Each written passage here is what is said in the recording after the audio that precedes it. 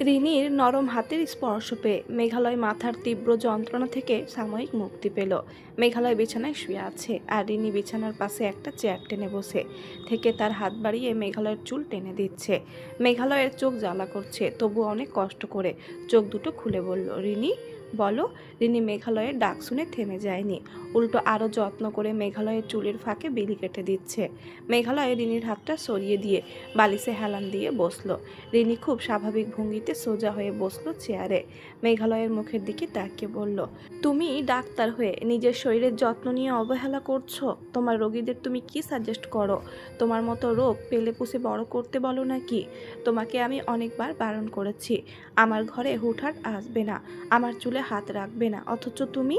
মেঘালয়ের কথাগুলো শুনে রিনি মুখ ভেঙিয়ে বলল, আমি এই ঘরে কেন আসি? কারণ এটা আমার বাবার বাড়ি, তাই আসি।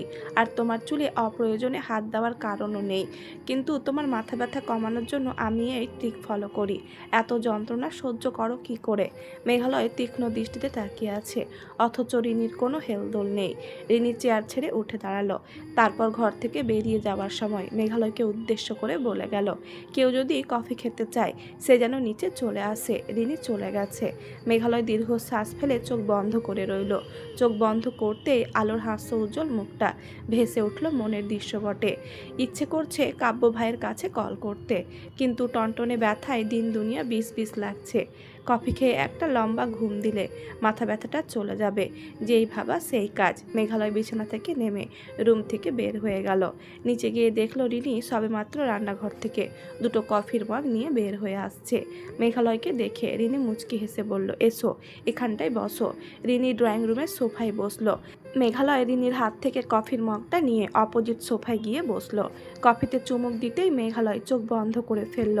এত স্ট্রং ফ্লেভার! রিনি কফিতে চুমুক দিয়ে নরম চোখে তাকালো। মেঘালয় তখন ঠোঁট গোল করে কফিতে ফু দিচ্ছে, তারপর যখন শব্দ করে কফিতে চুমুক দিচ্ছে, ঠিক তখন রিনির হৃদয়ে কি যেন হইচই ফেলছে। মেঘালয়ের মুখের দিকে তাকিয়ে থাকতে থাকতেই রিনির দৃষ্টি ঝাপসা হয়ে আসছে। মাঝে মধ্যে পরিস্থিতি কেন যেন হাতের নাগালের বাইরে চলে যায়।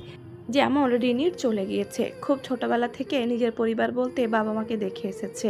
তার জন্মের আগেই তার বাবা এবং মা লন্ডনে শিফট হয়ে গেছে। তার বয়স যখন 15 বছর, ঠিক তখন একবার বাংলাদেশে গিয়েছিল। সেবার দেশে গিয়ে মেঘালয়কে প্রথমবার দেখে তার কিছু একটা হয়েছিল। কি হয়েছিল সঠিক বলতে পারেনি, কারণ বয়স কম ছিল। অনুভূতির ঠিকঠাক বিশ্লেষণ সে জানতো না। মাঝে মধ্যে বোকার মতো মেঘালয়ের দিকে তাকিয়ে ভাবত, মেঘালয় তার কাজিন হয়, সিনিয়র কাজিন, যে কিনা আর বছর পর ডাক্তার হয়ে বের হবে। তাছাড়া রিনি তো খুব ছোট, এত ছোট মেয়েকে নিশ্চয়ই মেঘালয় বিয়ে করবে না। বিয়ে করলে ঠিক তার মতোই দেখতে সুন্দর মেয়েকে বিয়ে করবে, যে কিনা পেশায় ডাক্তার হবে। সেবার বাংলাদেশ ছেড়ে আসার পর রিনির বারবার ইচ্ছে করছিল বাংলাদেশে ফিরে যেতে। মেঘালয়কে ছাড়া তার দম বন্ধ হয়ে আসছিল। ক্ষণে ক্ষণে তার কান্না পাচ্ছিল। ভাতের লোকমা গলায় আটকে গিয়ে বিশ্রী অবস্থা হচ্ছিল। লেখাপড়ায় অমনোযোগী, রাতে ঠিকঠাক ঘুম হচ্ছিল না। মেয়ের এমন করুণ অবস্থা দেখে রিনির মা ফাইজা মেয়েকে সঙ্গে নিয়ে ছুটে গেলেন ডাক্তারের কাছে। ডাক্তার রিনিকে এক গাদা ভিটামিনস দিল, সঙ্গে এটাও বলে দিল যেহেতু এখন বয়ঃসন্ধি চলছে তাই একটু আধটু মুড সুইং হবেই। ফাইজা ডাক্তারকে ধন্যবাদ জানিয়ে চলে এলো, কিন্তু রিনি সেদিন প্রথমবারের মতো টের পেল তার ভালো থাকার ওষুধ সে বাংলাদেশে ফেলে চলে এসেছে। ধীরে ধীরে বয়স বাড়ছে, কিন্তু মেঘালয়কে সে এক রত্তি ভুলতে পারেনি। উল্টো দিন দিন মেঘালয় তার স্মৃতিতে ঠাঁই পাচ্ছে। লন্ডন ফিরে আসার 2 বছর পর একদিন খবর এলো মেঘালয় বিয়ে করেছে। ব্যাস সেই দিন রিনি যে কেমন কেটেছে বারবার ইচ্ছে করছিল মেঘালয়কে কল করে বলতে, মেঘালয় আপনি কি জানেন আমি আপনাকে কতটা চাই? আপনি বিয়ে করে ফেললেন, আচ্ছা আপনি কি এতটাই দামি যে আপনি আমার হাতের নাগালের বাইরে রয়ে গেলেন? আপনাকে যদি না পায় তাহলে আপনার জন্য আমার হৃদয়ে এত কিসের মায়া? এই কথাগুলো কখনো মেঘালয়কে বলা হয়নি, কখনো বলতেও পারবে না হয়তো।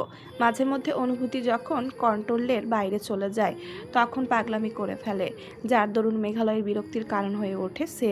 পুরনো কথা ভাবতে ভাবতে রিনি দীর্ঘশ্বাস ফেলল, তারপর কফির মগটা টি টেবিলের ওপরে রেখে মেঘালয়ের দিকে ফিরে বলল, জীবন নিয়ে কি ভাবলে? জীবন নিয়ে ভাববার কি আছে? জীবন জীবনের মতো করে চলছে। মেঘালয় শক্ত গলায় জবাব দিল। রিনি জানে মেঘালয়ের শক্ত খলসের ভেতরে সফট একটা কর্নার আছে। মেঘালয় তার শক্ত খলসের ওপারে কারো অনুপ্রবেশ পছন্দ করে না। তোমার বইয়ের খবর কি? খোঁজ পেয়েছো? যে নিজ থেকে হারিয়ে যায় তাকে খুঁজে পাওয়া সম্ভব? জবাব দিয়ে মেঘালয় উঠে দাঁড়ালো।